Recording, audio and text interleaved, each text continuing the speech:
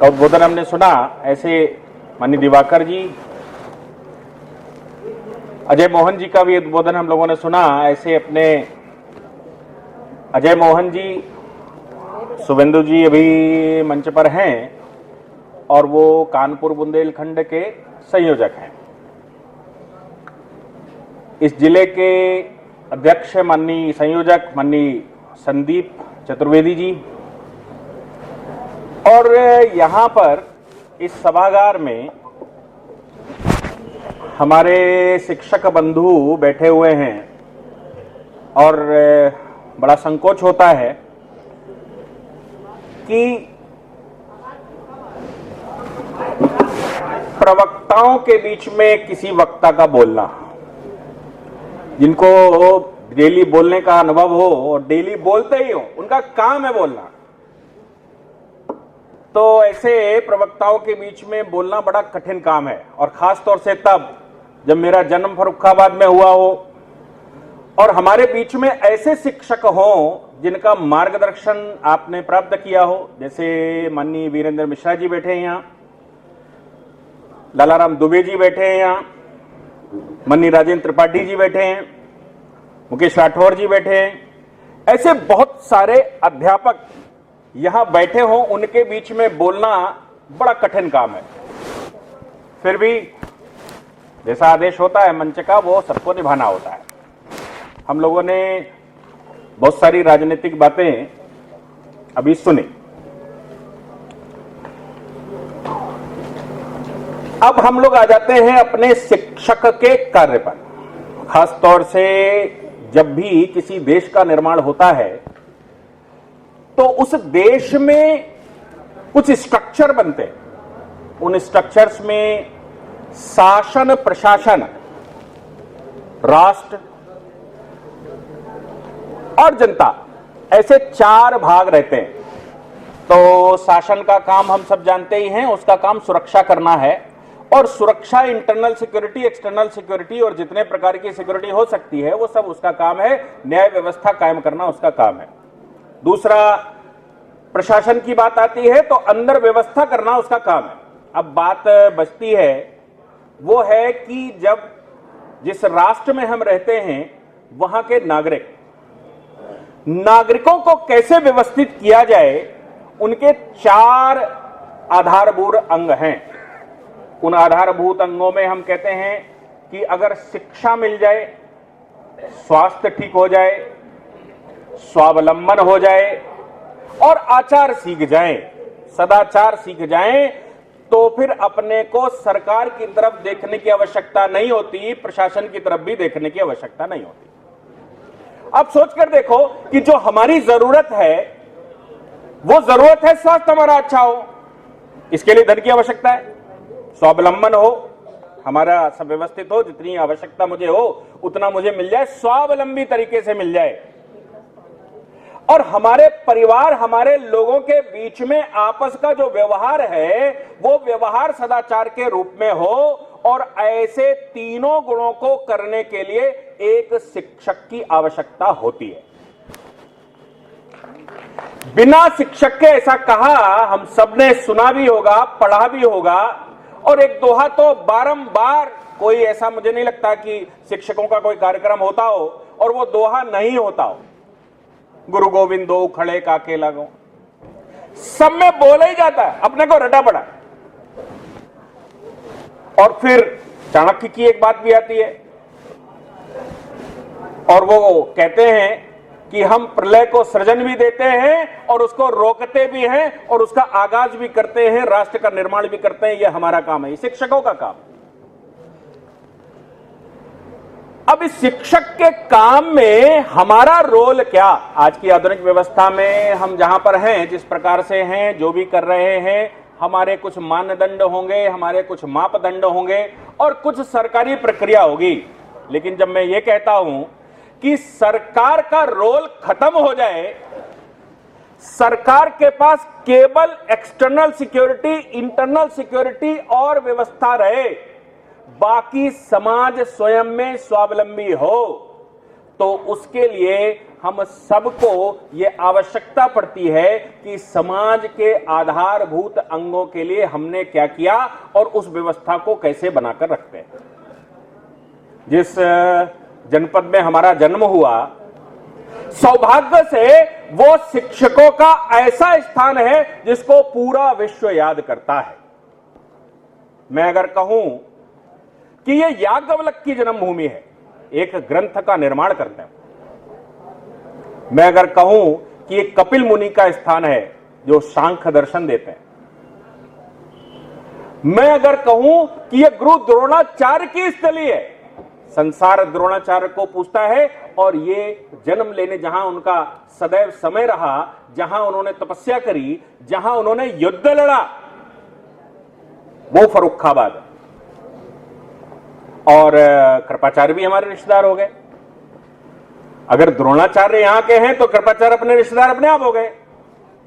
तो ऐसे गुरु जो पूरे विश्व को दिशा दिखाते हो, जिनके मार्गदर्शन में महाभारत का युद्ध होता हो, और महाभारत के युद्ध लड़ने वाले लोगों में दूसरी पार्टी, दोनों पार्टी फर्रुखाबाद से थी। मजे की बात देखिए कि एक तरफ द्रोणाचार्य और कृपाचार्य और दूसरी तरफ सेनापति बना धृष्टद्युम्न, वो भी फर्रुखाबाद से। तो हम क्या कहें। और सबसे खास बात कि उत्तर प्रदेश सरकार ने अपना जो चिन्ह चुना वो भी हमारे यहां से चुना। ऐसे फर्रुखाबाद का ये कर्तव्य बनता है कि हम संसार को दिशा दिखाएं। जैसा बारंबार माननीय मोदी जी अपने उद्बोधनों में कहते हैं, हमारे तमाम तरह के वक्ता, हमारे तमाम तरह के संगठन ये बात कह रहे हैं कि पूरा विश्व भारत की तरफ देख रहा है, पूरा विश्व भारत की तरफ देख रहा है कि भारत संसार को दिशा दिखाएगा। इस समय ये जो पुरानी सनातन व्यवस्था है जिसकी चर्चा मैंने अभी की कि सत्ता की हमको आवश्यकता नहीं थी, भारत में तो नहीं थी। एटलीस्ट अगर भारत में सत्ता की आवश्यकता होती तो 1000 वर्षों तक भी विदेशी पराक्रांताओं के द्वारा शासन करने के बावजूद भारत बचता नहीं। वो केवल लुटेरे थे, वो हमारे द्वारा अर्जन की हुई व्यवस्था में से लूट के ले जाते थे, लेकिन हमारी अपनी व्यवस्था बरकरार थी। वो हमको क्या देंगे? नहीं तो खाड़ी तो 150 वर्षों में ही खत्म हो गया था। खाड़ी में जब व्यवस्था परिवर्तन हुआ तो 150 वर्षों में खाड़ी का काम खत्म हो चुका था, वहां इस्लाम का शासन आ चुका था, वहां एक पुस्तक के द्वारा शासन चलना शुरू हो गया था, और उन्होंने अपना एक लक्ष्य रखा, और वो एक लक्ष्य सिर्फ ये था, कैसे लूटेंगे और लूट कर कैसे भरण पोषण करेंगे। वो लूट डालने की व्यवस्था के लिए भी उन्होंने संहिताएं लिख डाली, क्योंकि व्यवस्था तो सब जगह चाहिए, और डकैतों में तो व्यवस्था बहुत आवश्यक है, क्योंकि सबके पास बंदूक है। तो हम लोग कहते भी हैं कि अगर बहुत ईमानदारी से कहीं बंटवारा होता है तो वो या तो चोरों में होता है या डकैतों में होता है, और उसके लिए भी व्यवस्था है। तो 150 वर्षों में वो कन्वर्ट हो गए थे। 150 वर्षों में उन्होंने अपना अस्तित्व, सनातन अस्तित्व खत्म कर लिया, जैसा भी उनका था। लेकिन हमारे ऊपर बारंबार हमले हुए, कभी सीथियन के, तो कभी पर्शियन के, तो कभी यवनों के, तो कभी मुगलों के, तो कभी तुर्कों के, तो कभी अंग्रेजों के। कोई हमारे ऊपर हमलों का इतिहास नया नहीं। और हमले किस पर होते हैं? डकैती किसके यहां पड़ेगी? डकैती तो उसके यहां पड़ेगी जिसके पास कुछ होगा। उसके यहां डकैती क्या पड़ेगी जिसके पास कुछ होगा ही नहीं। तो सीधी सी बात है, विश्व अगर देखेगा कहीं तो वो हमारी तरफ देखेगा। एक देश भारत है जहां पर जाकर कुछ मिल सकता है, कुछ भी मिल सकता है, एक बार घुसकर तो देखो। इसलिए वो सब के सब, चाहे हम हूणों की बात करें, कुशाणों की बात करें, जो घुसा उसने भारत भूमि चुनी। क्यों? क्योंकि सबसे समृद्ध देश जो एक समय पर 2/3 इकोनॉमी संसार की रखता हो। अब मैग्नस थीनिस को पढ़ेंगे तो वो कहता 2/3 इकोनॉमी भारत के पास है पूरे विश्व की। अगर 2/3 इकोनॉमी हमारे पास अकेले हमारे पास है तो स्वाभाविक सी बात है कि जहां गुड़ होगा वहीं चीटे जाएंगे, वहीं लूट डालेंगे, वो विभिन्न प्रकार के तरीके अपनाएंगे और आपके धन को, आपके गुड़ को चाटेंगे और ले जाएंगे। उन्होंने किया। लेकिन आप देखो कि हमारी समृद्धता का आलम यह रहा होगा कि 1000 वर्ष तो लगातार शासन रहा, उससे पहले लूटते पिटते रहे। 1000 साल तो उन्होंने आगरे में गद्दी बना ली, दिल्ली में गद्दी बना ली, कहीं हैदराबाद में गद्दी बना ली। 1000 वर्ष तो उन्होंने सिस्टमैटिक बैठ कर लूटा। तो आप सोच सकते हैं कि 1000 वर्ष तक हम लगातार लुटे हों, उसके बाद भी हम बचे हों, क्या कारण रहा होगा? निश्चित रूप से हमारे यहां की कोई व्यवस्था रही होगी और वो व्यवस्था टूटने का, अपने आप से हिलने का, डुलने का और अपने आप से विरत रहने का कोई साधन दिखा नहीं होगा। कैसे करें? तो बाद में जब अंग्रेज आया, हमारे यहां तो ये भी कॉन्स्पिरेसी करी गई कि ईसाइयों को अंग्रेज कहा गया, कहीं रिलीजियस भावना पैदा हो जाए देश में। तो ये कहा गया नहीं अंग्रेज आया, मैं कहता हूं वो ईसाई आए, दुनिया की मिशनरी आई, दुनिया के सब अपना सिस्टम लेकर आए और वो ईसाइयत यहां पर आई। तो इस्लाम के बाद ईसाइयत ने भारत पर हमला किया। उन्होंने सिस्टमैटिक इसको खत्म करने का प्रयास किया। गांधी जी द्वितीय गोलमेज सम्मेलन में चले गए तो वहां गवर्नर जनरल से उनकी बहस हो गई शिक्षा पद्धति को लेकर। गांधी जी बताने लगे कि भाई, जैसे हम सबका स्वभाव है उनका भी रहा होगा कि भाई भारत ये ब्ला ब्ला ब्ला, और जैसे ही ब्ला ब्ला ब्ला कहा होगा तो उनको लगा होगा तुम हमारे गुलाम हो, क्या बता रहे हो कहानी। गुलाम को अपनी बात कहने का अधिकार नहीं, ये तो सर्वविदित है, लिखा भी है। पराधीन सपने सुख नहीं, पराधीन को सपने में सुख भी नहीं है, कहने का अधिकार नहीं। इसलिए गांधी जी कह गए तो कैसे कह गए? बहस हो गई गोलमेज सम्मेलन में। गांधी जी ने कहा will provide you all the facts with the documents. एक कमेटी बनाई यहां के, उस कमेटी ने डॉक्यूमेंट इकट्ठे करे, जो कुछ हमारे पास लुटे पिटे थे वो डॉक्यूमेंट इकट्ठे करे। उन डॉक्यूमेंट्स के आधार पर एक किताब छपी उस समय और वो प्रोवाइड की गई, उनको दी गई कि ये किताब है भाई। अब जब दुनिया भर की बहसें हुई तो इससे पहले की, जब हम ये गांधी जी के पहले की बात करते हैं तो वो 1892 में एक मद्रास एजुकेशन सिस्टम इंग्लैंड में लागू किया गया। उसको मद्रास एजुकेशन सिस्टम कहा गया था। क्या था वो? मद्रास एजुकेशन सिस्टम ये था कि यहां से अंग्रेज का एक व्यक्ति गया वापस तो उसने कहा कि भारत की एजुकेशनल सिस्टम संसार का सबसे स्ट्रांग सिस्टम है जिसमें धन की आवश्यकता नहीं होती, बिना पैसे के चलता है। और उसी सिस्टम की वजह से भारत अपने स्थान पर बरकरार है। इतने वर्षों तक भारत पर हमले हुए, लुट पिट गया, उसके बावजूद भारत अभी अपनी विरासत सजोए हुए है। उसने वहां पर सिस्टम बनाया कि सीनियर जूनियर को पढ़ाएगा। हमारे यहां की व्यवस्था में वो कहते हैं कि हर एक गांव, ऐसा कोई गांव नहीं है जहां एक विद्यालय नहीं, और उस विद्यालय का जो कुलपति, कुलाधिपति या जो भी शब्द इस्तेमाल करते हैं वो एक व्यक्ति होता केवल, और बाकी का पूरा विद्यालय अपने आप चलता है। कैसे चलता है? तो वो कहता है कि यहां पर तो जो पढ़ चुका है वो अपने पीछे वाले को पढ़ाता है और जो पहले पढ़ा हुआ है उससे पढ़ता है। यानी कि जो सिस्टम है वो ये है कि फाइनल डिसीजन अगर कोई लेगा, कहीं कोई शंका होगी, कहीं डिस्प्यूट होगा, कहीं कोई एनालिसिस होगी, तो जो विद्यालय का वहां प्रधानाचार्य कह लीजिए, प्राचार्य कह लीजिए, कुलाधिपति कह लीजिए, कुलपति कह लीजिए, कुलगुरु कह लीजिए, गुरु कह लीजिए, जो शब्द इस्तेमाल करें वो उसका निराकरण करेगा कि भाई ये फाइनल चीज है। बाकी सब सीनियर जूनियर को पढ़ाएगा और पढ़ाते हुए एक ही गांव से बाहर कोई चीज लाने की आवश्यकता नहीं पड़ेगी। बाहर से कुछ लाने नहीं। क्यों नहीं लाना? क्योंकि व्यवस्था बनाकर रखी कि स्किल डेवलपमेंट और एजुकेशन। जब हम आज की एजुकेशन की बात करते हैं तो मैं कहता हूं कि that is not an education, that's an skill development system. कैसे धन कमाया जाए वो हम पढ़ाते हैं। आप सभी, मैंने जैसे कहा कि मेरी उम्र बहुत कम है और बहुत बहुत लोग यहां पर बैठे हुए हैं जिनसे मैंने सीखा, लेकिन यह बात तो तय है कि हमने जो सिस्टम पढ़ने का बनाया, पढ़ाने का बनाया, वो स्किल डेवलपमेंट का सिस्टम था कि तुम कैसे धन कमाओगे। मैंने कानून पढ़ा तो हमें यही बताया भाई पैसे कैसे क्लाइंट से निकालोगे, जजमेंट कैसे लेकर आओगे।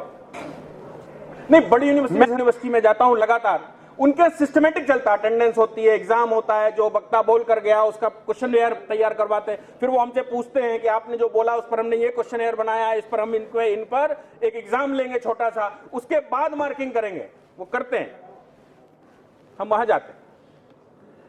तो ऐसे जिनको आप आईएएस कहते हैं, जिनको आप पीसीएस कहते हैं, जिसको आप जुडिशियल जज कहते हैं, जिसको आप अध्यापक कहते हैं, उनमें एक चीज कॉमन पाई मैंने, साहब ये जो आप बता रहे हो इससे मेरा क्या लाभ होगा। हमने कहा कि भाई देश में यह समस्या चल रही है इस समय, और इस समस्या का ऐसे निराकरण होना, तो कहते हैं इससे ये बताओ मेरा लाभ क्या। एक कॉमन बात, हम कानून व्यवस्था पढ़ाते हैं और ये बताते हैं कि भी मैजिस्ट्रेट हो तो तुम्हें बिना सरकार के ऑर्डर लिए कहां कहां डंडा चलाने का राइट है, कैसे चलाओगे, कैसे बनाओगे, कैसे उठाओगे, कैसे क्या होगा, और सरकार की अनुमति के बगैर कर लिया तो कैसे होगा। तो कहते वो तो बात साहब ठीक है, नहीं आईएएस बिल्कुल अभी उन्होंने सीखा नहीं है धन कमाना, अभी तो केवल एग्जाम क्वालिफाई किया है। कहते वो सब ठीक है, बाहर जैसे गैलरी में निकलेंगे तो उनकी मनोभावना लगती स्किल डेवलपमेंट, धन कमाने का व्यवस्था बताइए, बाकी सब दुनिया की कहानी बता रहे हो वो सब ठीक है चलेगा। तो हमारी पूरी की पूरी सिस्टम जहां जहां हम पढ़ा रहे हैं उस सिस्टम की मनोभावना बन गई है कि स्किल डेवलपमेंट कैसे होगा, धन कमाने की व्यवस्था बताइए, बाकी तो सब ठीक है। ये पूरे सिस्टम में भारत क्या है। अब इस सिस्टम को उस सिस्टम के साथ मिलाकर देखिए जहां एक कुलपति बैठ रहा है और पूरे विद्यालय में 2 रुपए की आवश्यकता नहीं। वो कहता है कि भैया स्किल डेवलपमेंट के लिए पारिवारिक व्यवस्था है, जिसके यहां लकड़ी का काम होता है वो परिवार लकड़ी का काम स्पेशलिस्ट बना देगा अपने बच्चे को। जो लोहे का काम करता है, लोहे के काम करने वाले परिवार में वो स्पेशलिस्ट पैदा कर देगा।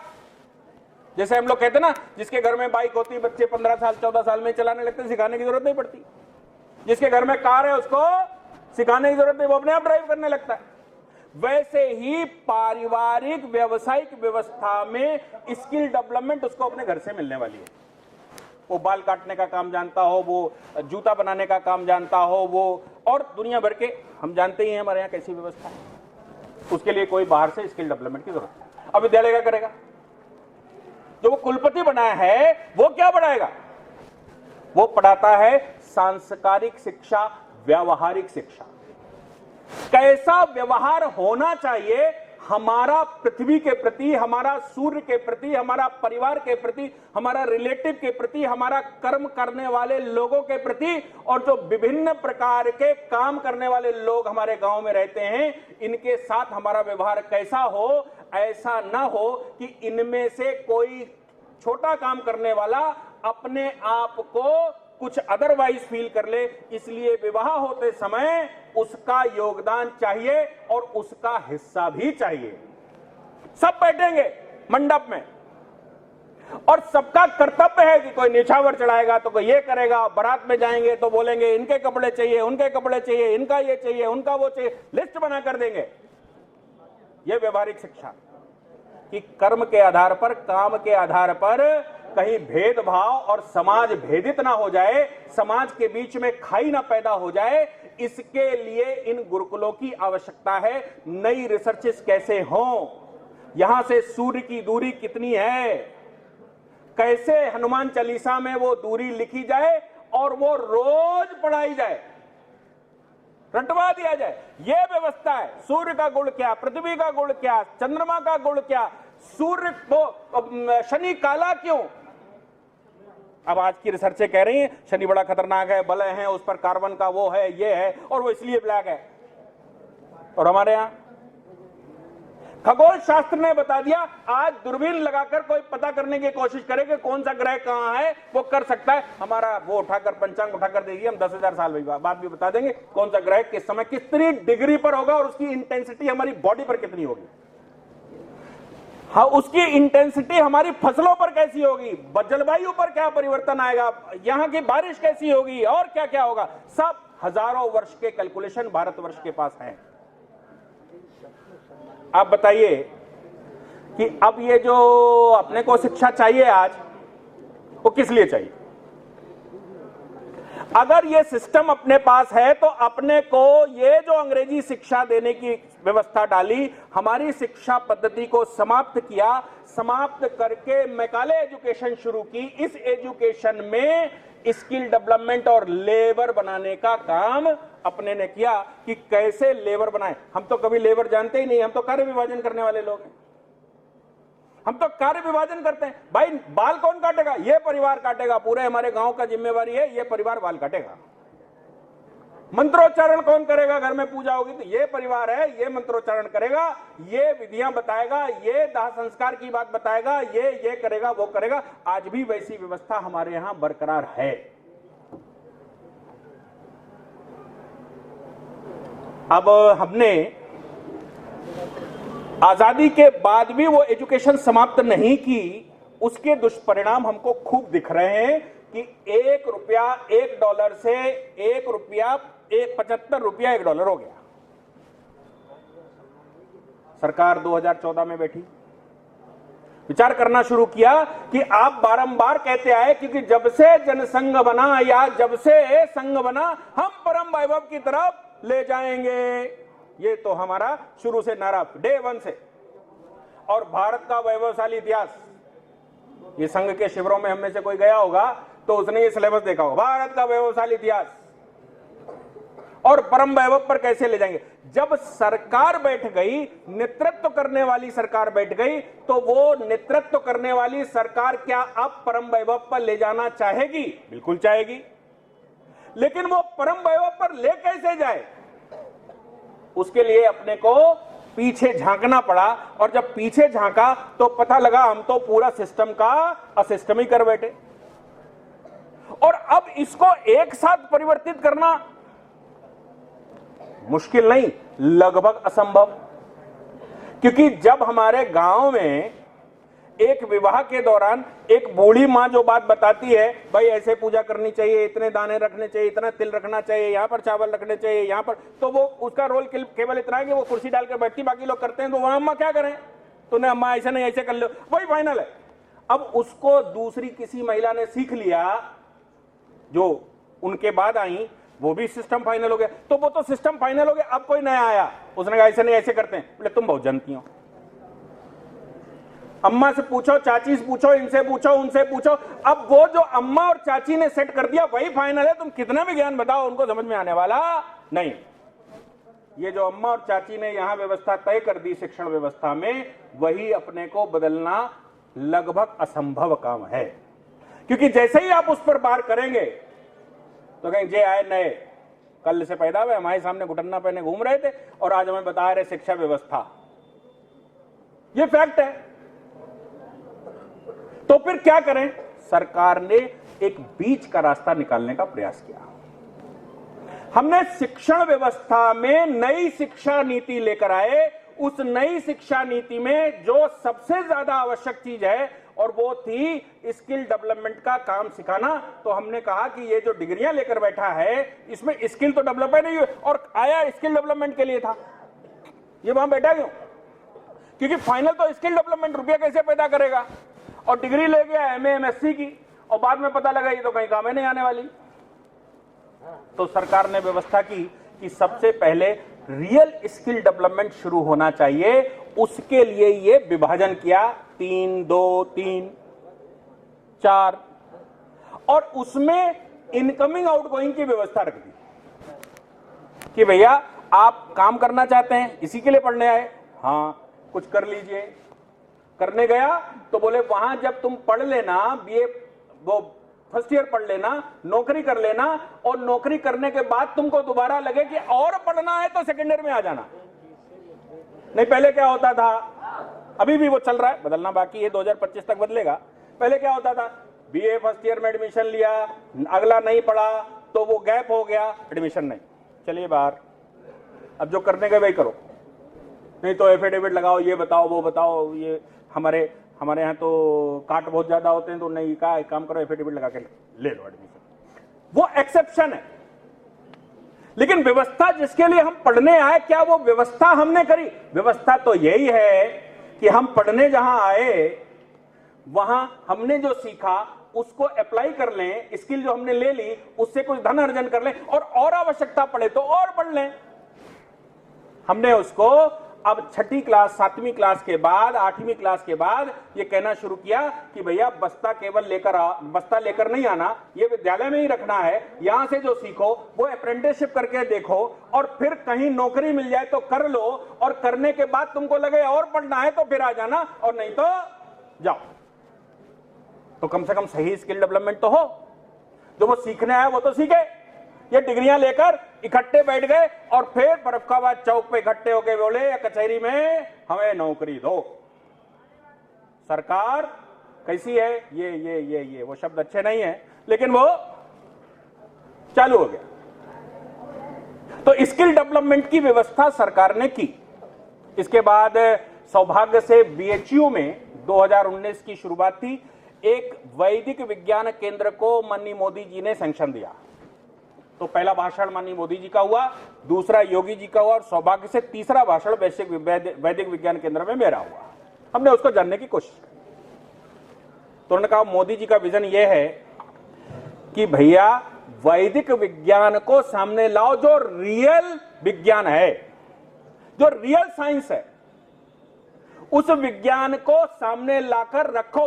अब आप कहेंगे भाई हमारे यहां तो ये था, हमने शून्य बनाया था, हमने वो सूर्य चंद्रमा बता दिया। तो सामने प्रोफेसर बहुत सारे बैठे होंगे, बोले कोई एविडेंस है क्या? होता है, ये नहीं चलता। कैसे होता है? ये चलता है। हमारे वकालत के पेशे में भी, या हमारे यहां वक्ता बोले भाई ऐसा ऐसा ऐसा ऐसा ऐसा होता है, तो उन्होंने कहा ऐसा होता है, ठीक है। अंग्रेज सामने आएगा, कैसे कैसे होता है ये बताओ जरा। अरे भाई ये नहीं मालूम कैसे होता है, तो उन्होंने कहा तुम बेकार के आदमी हो, यही ऑर्थोडॉक्स नीति ऑफ भारत, ये सब सांप सपेरों के देश है, कहानी बताते हैं, ये ऐसा होता था। फिर वो लिखना शुरू करते हैं, भारत में जाओगे तो कपोल कल्पनाएं भारत में खूब पाई जाती है। सरकार ने निर्णय लिया कि हम भारत की इस मेथोलॉजी को रिसर्च बेस्ड डॉक्यूमेंट तैयार करके संसार को देंगे। दोनों चीजें, शिक्षा भी और स्वास्थ्य भी, क्योंकि स्वास्थ्य तो हमारे यहां कैसा, आप सब बैठे हैं, मैं विश्वास के साथ कह सकता हूं आप में से 90% लोग अंतिम क्षण पर डॉक्टर के पास जाते होंगे। नहीं तो मेथी खा लो, लौंग चबा लो, ये तेल डाल लो, कुछ ऐसा वैसा कर लो, कुछ योगा कर लो, कुछ घूम के आ जाओ। यह भारत की सामान्य पद्धति है जो किचन में पाई जाती है। हमारे यहां स्वास्थ्य व्यवस्था किचन में है, किचन से बाहर जाने की जरूरत नहीं, किचन में ही सारी व्यवस्था है। तो अब किचन की व्यवस्था को संसार को कैसे दोगे? आयुर्वेद को संसार को कैसे दोगे? संसार का अगर ये तो घास फूस खाने वाले लोग हैं, खाली बिली बात करते हैं, एनर्जी तो अंडे में होती है। वो बोलेंगे वो कलेजी निकाल के खाओ तो उसमें होती है, उसका खुर पका कर खाओ, उसका कान पका कर खाओ, इसका सर काट कर खाओ, इसका ये निकाल कर खाओ, उसमें एनर्जी है। अभी कोरोना काल में खूब चला, वो जो कबूतर है, कबूतर उबाल कर खाओगे तो ऐसा हो जाएगा, खूब चला, मुस्लिम एरिया में खूब खाया भी गया। लेकिन आप जब तक रिसर्च बेस्ड डॉक्यूमेंट तैयार नहीं करेंगे, विश्व के सामने सिद्ध नहीं करेंगे, तब तक आप परम वैभव पर भारत को कैसे ले जाएंगे? क्योंकि कन्विंस करना पड़ेगा विश्व को। इसलिए केंद्र सरकार ने निर्णय लिया कि हम वैदिक विज्ञान केंद्र खोलेंगे, जो भारत की बड़ी पुरातन यूनिवर्सिटियां हैं जो कर सकती हैं, किसी में 400 करोड़ का फंड, किसी में 500 करोड़ का फंड, किसी में 200 करोड़ का फंड, और ये कहा कि जो डॉक्यूमेंट तुम्हारे पास है, जो बातें करते हो, ये वेदों में है, ये पुराणों में है, ये इसमें है, ये उसमें, उसको आज आधुनिक तरीके से एविडेंस बेस्ड डॉक्यूमेंट बनाइए। आयुर्वेद के मामले में भी अभी कोरोना की दवा हम सब जानते हैं सबसे इफेक्टिव कौन सी थी, लेकिन आईसीएमआर ने कहा नहीं, ये नहीं चलेगा। सरकार में ऑब्जेक्शन लग गए, बोले कोरोनिल मीन्स नथिंग। कैसे दें संसार को? क्या कहा बाबा रामदेव जी ने अपने भाषण में कहा? उन्होंने कहा मोदी जी ने कहा है एविडेंस बेस्ड रिसर्च मेडिसिन चाहिए, ऐसे नहीं चलेगा, ये खाने से ये हो जाता है। फिर उन्होंने उस तरह से उसको बनाया, उस तरह से बनाया तो दिया, तो सैंक्शन भी आई। वो भले ही हम पूर्ण रूप से सेटिस्फाई नहीं कर पाए आईसीएमआर को, लेकिन सैंक्शन आई। ये सब किसके काम है? हम जो कर रहे हैं जैसा है ठीक है, अच्छा है, लेकिन मुझे लगता है कि ये सब काम आज की शिक्षा व्यवस्था के हैं। हम जो कर रहे हैं, हम जिस स्थान पर हैं, हमारे पास बहुत सारे बच्चे पढ़ने आते हैं, हमारे पास मैन पावर की कोई कमी नहीं, कोई कमी नहीं, शिक्षकों के पास मैन पावर की कोई कमी नहीं। आप क्या रिसर्च करवा सकते हैं? आप क्या अपने यहां जो आपके पास बच्चा पढ़ने आ रहा है उसको 4 प्रोजेक्ट दे सकते हैं हमारे इसी बात में कि भाई ये सब्जेक्ट है, इसी सब्जेक्ट के ये 4 पॉइंट हैं, इनको तुम कैसे सिद्ध करोगे? कुछ रिसर्च दे सकते हो, छोटे छोटे बच्चों से करवा सकते हैं। मैं उसका साक्षात इलस्ट्रेशन हूं। 370 पर जब हम काम कर रहे थे तो हमको संघ ने बड़े बड़े नाम दे दिए देश के, और मैं सबसे कम उम्र का था और मैं प्रमुख था। संघ की व्यवस्था में तो ऐसे ही रहता है, एक बच्चा बना देते हैं मुख्य शिक्षक, दक्षाराम करवाएगा, हो गए बुढ़े। तो मैं सबसे कम उम्र का, अब बड़े बड़े सीनियर, और हमसे कहा गया भाई इनसे करवाओ। अब हम उनसे कहें भाई साहब ऐसे करना है, तुम क्या जानते हो, ये ऐसा, ये वैसा, वो वैसा, और इतने ज्ञान देकर रोज चले जाएं। महीने बर्बाद हुआ कि भाई क्या किया, देश भर के वकील तुमको बैठक करवा दी, तुमने कहा भाई साहब कुछ नहीं हुआ। क्यों नहीं हुआ? अरे इतने सीनियर एडवोकेट, बड़े बड़े भारी, वो जितने आए वो सब इस पद्धति से पीड़ित हैं कि पिछले 50 साल से मैं प्रैक्टिस कर रहा हूं, तुम्हारी उम्र 50 साल नहीं, तुम क्या बताओगे हमको? और काम करवाना असंभव है लगभग, ये नहीं हो सकता। क्या करें तुम बताओ? तुमने हमको हटा दो, किसी सीनियर को बिठा दो, उन्होंने फिर तो और नहीं होने वाला। पिछले 70 साल से यही हो रहा, सबके पास दायित्व रहा, ये करेंगे वो करेंगे, फिर उन्होंने कुछ बैठकें करी, चाय नाश्ता पानी और इधर उधर की बातें, और जो कर सकते थे अपने अपने हिसाब से किया। तो हमने कहा अगर आपको सूट करे तो एक काम करवा दीजिए, हमको एलएलबी में पढ़ने वाले बच्चे दिलवा दीजिए इंटर्नशिप के लिए। तो उनसे क्या होगा? तुमने उनसे जो हम करवा पाएंगे सो करवा पाएंगे, कम से कम इनसे तो हम नहीं करवा पाते, इनसे तो करवा लेंगे। वो तो ये तो मानेंगे सीनियर है, वकील है, और नहीं बाकी तो बहुत सीनियर है, वो कहते तुम बच्चे हो। तो एलएलबी फर्स्ट ईयर, जब हम बीए एलएलबी की, जो लोग जानते होंगे, एलएलबी फर्स्ट ईयर और एलएलबी सेकेंड ईयर में, बीए एलएलबी में लॉ नहीं पढ़ाते, लॉ का एक एक सब्जेक्ट पढ़ाते हैं, वो बीए के कोर्स होते हैं। फिर थर्ड ईयर से लॉ पढ़ाना शुरू करते, वो 5 साल वाले आने शुरू करे। उन्होंने कहा भाई साहब वो 4th ईयर वाला तो वहां कोर्ट में प्रैक्टिस करना चाहता है, आप कोर्ट ले जाओ उसको। तो हमने कहा फिर कौन मिलेगा, हमें तो काम करना है कमरे में। तो बोले ये फर्स्ट ईयर सेकेंड ईयर वाले मिलेंगे जिन्होंने लॉ नहीं पढ़ा। तो हमने कहा भाई इनसे ही एक्सपेरिमेंट करके देखते हैं। आप यकीन मानिए वो फर्स्ट ईयर सेकेंड ईयर वाले बच्चों ने 370 उड़ा दिया। काम उनको बताते, वो लगन से करते, जो दिशा बता देते, जैसे बता देते वैसे वो करके लाते, जो उनको कहते वो कर लाते। यहां तक कुछ बच्चों से कहा कि इंग्लैंड जाना पड़ेगा, तो उन्होंने कहा आप चिंता मत करो, हम अपने खर्चे से पिताजी मेरे अवेयर कर लेंगे, आप केवल वहां बताओ कहां वहां मिलना है। यहां से इंग्लैंड की लाइब्रेरियों से सामान निकालना है, बच्चे चले गए, वहां से निकालना है, दिन दिन भर आर्काइव में बैठे, दिन दिन भर सेंट्रल लाइब्रेरी में, और सामान निकाल के लाए। और वो सामान जब पार्लियामेंट में अमित शाह जी ने बोलना शुरू किया तो उसका कोई काट नहीं था, किसी के पास जवाब नहीं था। उन LLB first year second year के बच्चों, आप सोचिए। इसलिए ये मेरा अनुभव है, तो ये अनुभव मुझे लगता है कि आप सब शिक्षक उसका इस्तेमाल कर सकते हैं। आपके पास जो बच्चा आता है उसको काम दीजिए, लगन से करके लाएगा, उसके अंदर एक एडवेंचरनेस होगी, ये करेंगे तो अच्छा, इसमें ये निकल कर आता, उसको थोड़ी और बात पता लगेगी, हाँ ये भी हो सकता है, ये भी हो सकता है, फिर वो 4 बातें अपने आप से निकाल कर लाएगा। और भारत को हम जिस स्थिति में देखना चाहते हैं, मुझे लगता है उसको दिखाने में सबसे बड़ा रोल अगर किसी का हो सकता है तो वो सिर्फ शिक्षक का हो सकता है। इसलिए आज शिक्षक प्रकोष्ठ के इस कार्यक्रम में हम सब बैठे हैं, हम ये प्रण करें, हम ये विचार करें कि हम ये रिसर्चें कैसे करवाकर डॉक्यूमेंट बनाकर सरकार को दे सकते हैं। आपको बताऊं, यूएस गवर्नमेंट, आपने सुना होगा कि भाई प्रेसिडेंट बैठ गए बाइडन, लेकिन नीति नहीं बदली। क्या करते हैं वो? यूनिवर्सिटियों से, कॉलेजेस से रिसर्चें आती हैं, वो व्हाइट हाउस में कलेक्ट होती हैं, व्हाइट हाउस उस पर पॉलिसी बनाता है अगले 50 साल की, और सिर्फ प्रेसिडेंट को यह करना पड़ता है कि उसको अपने हिसाब से इंप्लीमेंट करना है, पॉलिसी सेम रहती है। अगर ट्रंप ने कहा कि पाकिस्तान अब हमारे एजेंडे में नहीं होगा, तो बाइडेन लाख चाहते हुए भी पाकिस्तान को एजेंडे में नहीं लाते। क्यों? क्योंकि पॉलिसी यह है कि इसको निकालो, इंडिया को अंदर गुजरना है, इंडिया के साथ दोस्ती बनानी, यह पॉलिसी है। क्योंकि उन्होंने देखा कि इंडिया का भविष्य है, पाकिस्तान से कोई भविष्य नहीं, तुम्हारा भविष्य भी भारत से है, क्योंकि भारत स्वयं में भविष्यवक्ता है और भारत का इतिहास भी ऐसा ही है, इसलिए भारत के साथ दोस्ती करनी है। वो बच्चे जो कॉलेजेस में पढ़ते हैं, यूनिवर्सिटी में पढ़ते हैं, वो पॉलिसियां बनाते हैं और सरकारें सिर्फ इंप्लीमेंट करती हैं समय पर। किस समय करना है ये वो तय करती हैं, लेकिन पॉलिसी नीचे से बनकर जाती है और जो भी प्रेसिडेंट बनता है उसके ऊपर बाइंडिंग होती है वो पॉलिसी। हमने भी वो प्रयास करने की कोशिश करी थी, जेएनयू टाइप हमने इसीलिए बनाए थे, ये रिसर्च करेंगे हमको देंगे, लेकिन वो कौन सी रिसर्च कर बैठे ये हम सबको मालूम है।